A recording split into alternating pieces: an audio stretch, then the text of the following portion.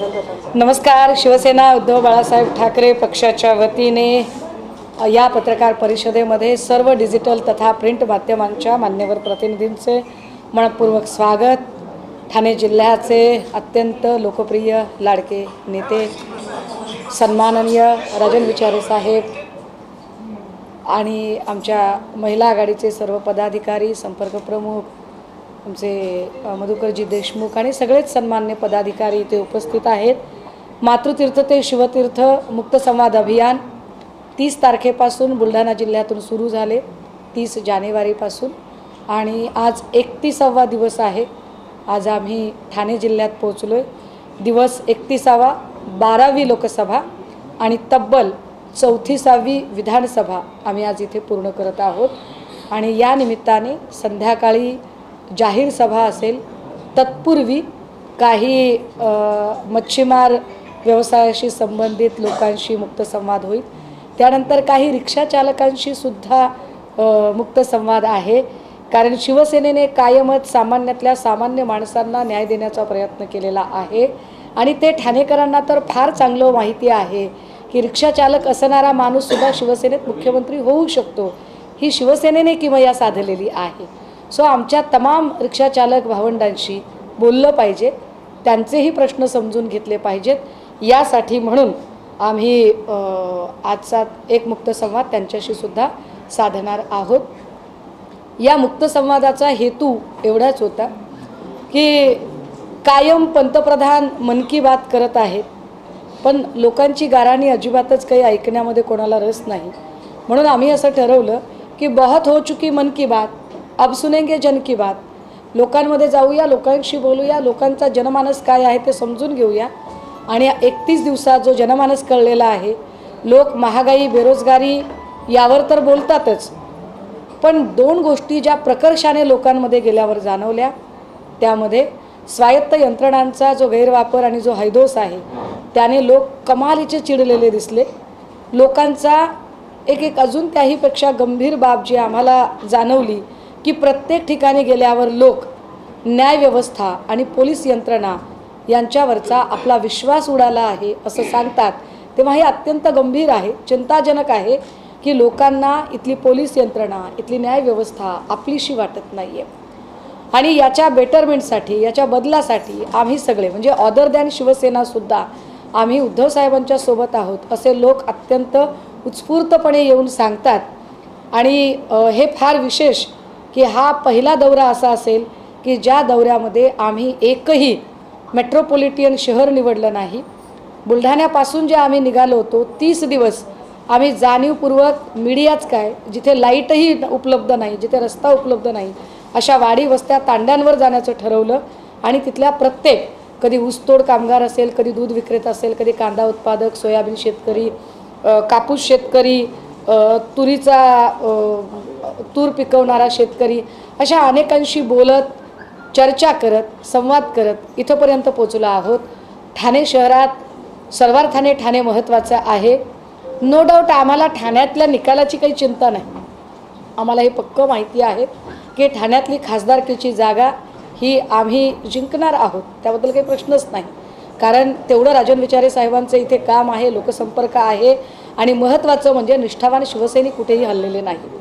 नगरसेवक बिचारे आपली बिलं काढण्यासाठी, अडलेली काही महत्त्वाची कामं करून घेण्यासाठी गेले असतील, कदाचित त्यातलेही अनेक जण परत येतील, परंतु जो केडर आहे, जो पदाधिकारी आहे, महिला आघाडी आहे, युवा सेना आहे, माथाडी कामगार सेना आहे, हे जे सगळी संघटनात्मक बांधणी आहे ती आजही इथे विचारे साहेबांच्या सोबत फार ताकदीने उभी आहे. त्यामुळे आम्हाला त्या लोकसभेच्या जागेची फार काही वाटत नाही. परंतु एक नक्की आहे, ठाण्यामध्ये वाढत चाललेली गुंडगिरी, ठाण्यामध्ये वाढत चाललेली गुन्हेगारी ही फारच चिंतेची बाब आहे.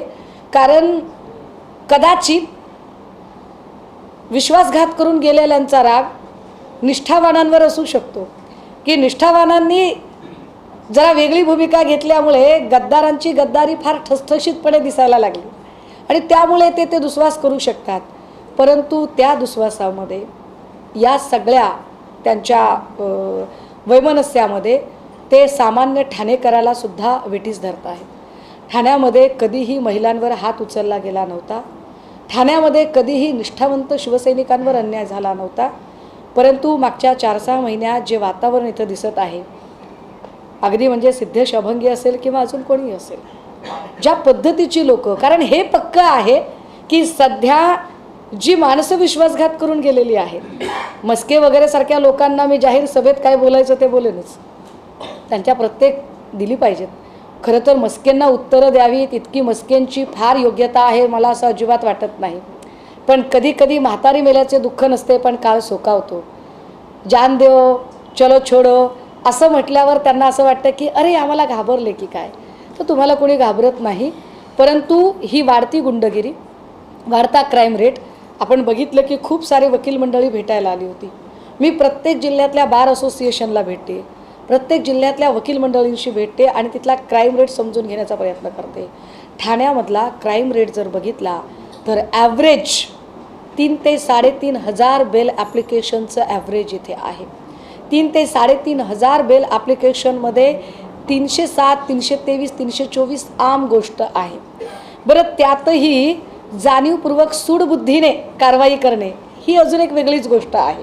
म्हणजे काही दिवसांपूर्वी आमचे मधुकरजी देशमुख असतील, चिंतामणी कारखानीस असतील, यांच्यावर झालेल्या ज्या काही तक्रारी आहेत, निव्वळ हास्यास्पद काय पद्धतीचे गुन्हे दाखल केले जातात. सत्तेचा जो गैरवापर होत आहे, जी दमन यंत्रणा वापरली जात आहे, याच्या विरोधात म्हणून हा मुक्त संवाद आहे. राजन विचारे साहेबांच्या जागेचा प्रचार करण्यासाठी पुन्हा कधी आम्ही येऊच की, त्याची आम्हाला आत्ता काही चिंता वाटत नाही. आत्ताचा जो मुक्त संवाद आहे तो ठाणे जिल्ह्यातल्या गुन्हेगारीला त्रस्त झालेल्या नागरिकांशी मुक्त संवाद आहे. हा मुक्त संवाद ठाणे जिल्ह्यातल्या ज्या महिलांना असुरक्षितता वाटते, म्हणजे आजच सायनच्या एका मायमाऊलीचा फोन आला होता, त्या कदाचित मला भेटतील 2-4 दिवसांमध्ये. I think Karishma Pathare something, Mangesh Satamkar प्रकरण. मंगेश सातमकर नावाच्या माणसावर बलात्काराचा गुन्हा दाखल झाला आणि या माणसावर मेमध्ये गुन्हा दाखल होतो. हा माणूस लगेच 4 महिन्यांनी शिंदे सेना जॉईन करतो आणि लगेच 4 महिन्यांनी, 4 पण नाही 1च महिन्यांनी लगेच पोलीस त्याचा क्लोजर रिपोर्ट सादर करतात. हे फार विशेष आहे. म्हणजे अगदी काय पद्धतीचं ब्लॅकमेलिंग आणि काय पद्धतीची दडपशाही आहे की बलात्काराचा गुन्हासुद्धा सहजासहजी काढून टाकला जाऊ शकतो. मला हे सगळं चित्र बघितल्यानंतर आमच्या रवींद्र वायकर साहेबांच्या संबंधाने पण कधी कधी असं वाटायला लागतं की कदाचित वायकर साहेबांनी जर भाजपसोबत जाण्याचा निर्णय घेतला तर भाजपवाल्यांना आणि विशेषतः ते काय HD व्हिडिओ स्पेशालिस्ट काय सोमय्या यांचा व्हिडिओ बाहेर आलेला, हे हे हे हे जे लोक आहेत यांचं जर बघितलं तर हिसाब तो देना पलिंगा, तर ते आमच्या वायकर साहेबांच्याबद्दल जे इतके ट्विट करत होते कि वायकर को हिसाब देना पलिंगा, वायकर इस तारीख को आएगा, इस तारीख को जाएगा, तर कदाचित वायकर साहेबांनी जर कदाचित भाजप जॉईन केली तर ते पुन्हा हिसाब तो देना पलिंगा म्हणणार नाहीत. ही सगळी ब्लॅकमेलिंग, ही सगळी दडपशाही, स्वायत्त यंत्रणांचा गैरवापर, या विरोधात लोकांचं म्हणणं काय आहे, लोकमानस काय आहे यावर चर्चा करण्यासाठी म्हणून आजचा मुक्त संवाद आहे.